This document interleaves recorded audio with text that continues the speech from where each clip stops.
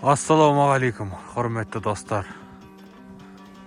қымбатты көрермендерім, барша ағайын, қазақ елі, армысыздар, бармысыздар.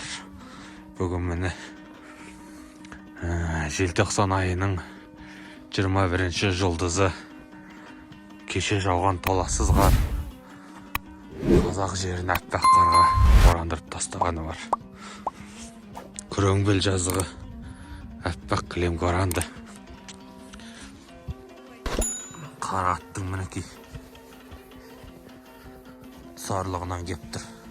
Тізеден төмен, шашадан жоғары. Аяққа саптама етікті кидік. Пышағын салдық. Қарағандыдан достар салып жіберді. Рахмет көп Қарағандының абзал жігіттеріне. Қайырлы таң, барша достар, амансыздар, бармысыздар. Бүгін бұлтты күн болып тұр. Бұқалар 1,5 жас.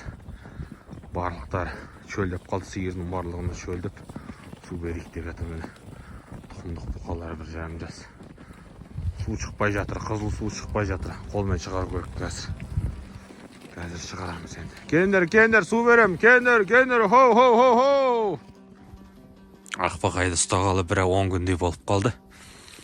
Ақырындап етін қатырып, жай жүріске салып жатырмыз. Кішкене етін қатырып ап мініп, кейін табан Алатауды аралап көрсететін боламын. Осындай жағдайлар болып жатыр бізде. Жалпы шаруашылықтағы жаңалық қыстың қамы. Аяз, күн суық. Тағы жылқыға жақындайды, соны жалғастырамын. Мінекей мынау таудан кеп жатқан су. Мұзды тесіп, осыны қармен бекетіп тастайсың астын былай. Содан кейін су көтеріледі. Көтеріледі, сиырлар шалады. Содан ішіп болғаннан кейін қайтадан су ағатындай қылып ашып қоясың. Су жақсы жылдамдықпен, қатты жылдамдықпен ағып тұрса, қатпайды, тоқтамайды. Өй! Қаскөйлер. Мына жақтан да көтеріліп келе жатыр. Жан жақтан ішінде жануарлар. Хоу! Ал достар, міне жылқы жазықта жатыр.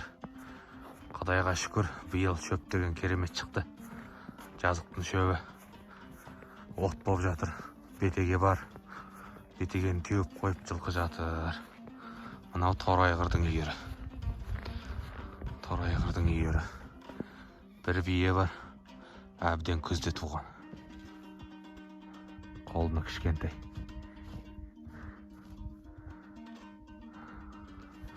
Мына жақта керайғыр жатыр. Жағында қоңырайғыр жатыр. Оны да көреміз, санап түгендеп дегендей. Мына жердің бәрін боран үрлеп алып қапты.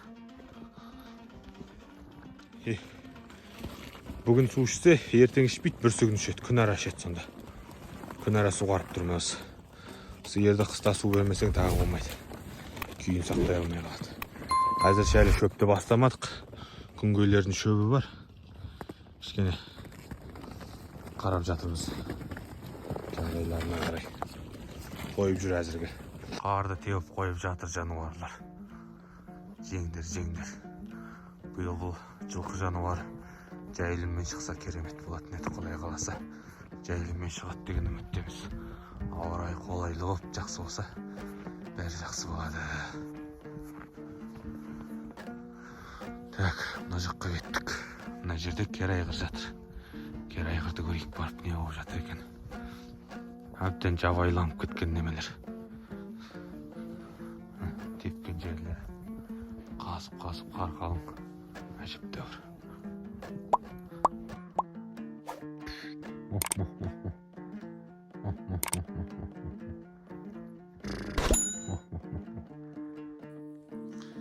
Сиырлар өріске кетті. Қардың бетінде бетеге, көденің басы, тағы да 1-2 шөптердің бастары шығып жатыр. Күнгейлерге барады, тастың арасы. Сондай жерлерде шөп бар әзірге. Соларды жеп қайтады. Міне мынау чиғасқа пішілмей кеткен бесті, мынау алдыда кетіп баратқан қоңыр дөнен бесті шығады көктемде. Бұлардың бәрі айғыр боп бір байталды қайырбаған, бірақ мына жерде асаудан үйретілген не жүр?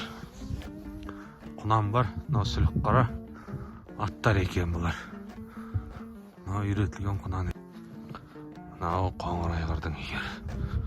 Қоңыр айғыр өзі қай жерде тұр? Бұл кезінде қандының үйірі болған. Қанданы піштіріп тастадым да. Мына көк биелер. Көк биені көрдіңіздер ме? Мына екі көк бие кезінде көк айғырдан қалған тұқым. Көк айғырдың балалары. Мына екі көк бие. Ар жақта тұрған екі көк бие көк айғырдан шыққан тұқымдар. Міне тұлпар келе жатыр. Көк айғырдың ұрпақтары. Мынау қара көк байтал, бұл да көк айғырдың баласы. Мынау міне қосқан айғыр. Қоңыр айғыр. Мынау міне көк айғырдың баласы. Бұл да көк айғырдың алғашқы құлындары. Мынау тауықтар міне. Бізде кешкі сағат 4 болды. Жаңа сағатпен 3 болды. Мен қазір ескі сағатпен жүремін тауда. Тауда ескі сағатпен жүрген өте оңғайлы. Малға өте жайлы. Жаңа сағаттым жайсыз. Сағат 3-те міне күн ұясына батып бара жатыр. Барында саяқ қоратылмай. Жейтін бидайлар. Чепко. Өлетіндер өліп, тірі қалатындар тірі қалып жүрмін.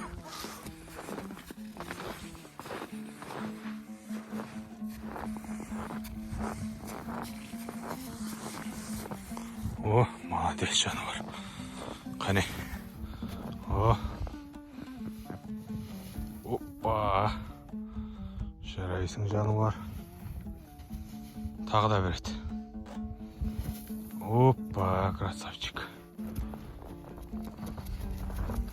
Молодец.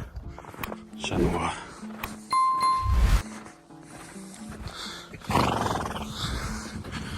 Ал кеттік. Шөп жейсің енді.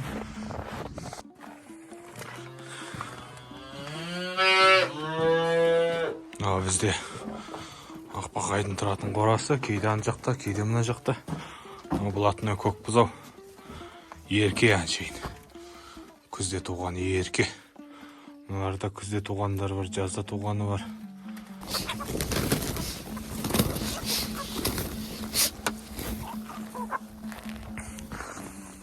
Көктемде 30 бас аналық тауық, 6 әтеш болған. Солардан жаз бойы, көктем бойы балапан шығарып 92 басқа жеткен. Содан үйтіп қазір бір 70 дейма мөлшері бар ау деймін, санау керек. Өлгендері бар, жегендеріміз бар. Общем, ескі әтештің бәрін құрттым. Мұнаның бәрі балапан әтештер. Жыл сайын жаңа әтештер, жас әтештер. Көктемде жұмыртқаны пытырлатады. Достар, бір айта кететін жағдай. Міне, бізде осындай шпагат жіптен өрілген, әкем өрген ноқта 12 таспа қойдым походу. Айтайын дегенім, атты түнге қоярда, жалпы бір жерге байлап қойсаңыз да, ноқтасыз ноқтаны чешіп байлау керек. Ноқтамен байлаған өте қауіпті. Аяғына іліп алу мүмкін, басқа жерін іліп алу мүмкін деген сияқты. Мысалға тағалат болса, артқы аяқпен құлақтың түбінің қасынан дейді бос жүрсе, сол кезде таға баратта ноқтаға ілінеді. Ол да үлкен қиын жағдай болады. Сол себепті біз мынандай шынжырға аяғынан байлап қоямыз. Арқандалып тұрған сияқты осы жерде тұра береді, өзі ат үйреніп алады. Солай ат баптаудың да өте қыр-сыры көп. Өткенде Назқоңырды тышқан ауруы дейді ғой. Сонымен ауырып өліп қала жаздады. Қайта құдай сақтап көріп қалып жазып алдық. Тышқан қалай болады десеңіздер, өте ұзақ әңгіме болды. тышқан болу себебі ол өте семізат болды. Еті қатпаған болатын Назғоңырдың. Сонымен тауға мініп ары бері жүріп қиналып кетті таудан. Кешке жүріп содан кейін 3 сағат су болды. 3 сағаттан кейін жем бердім.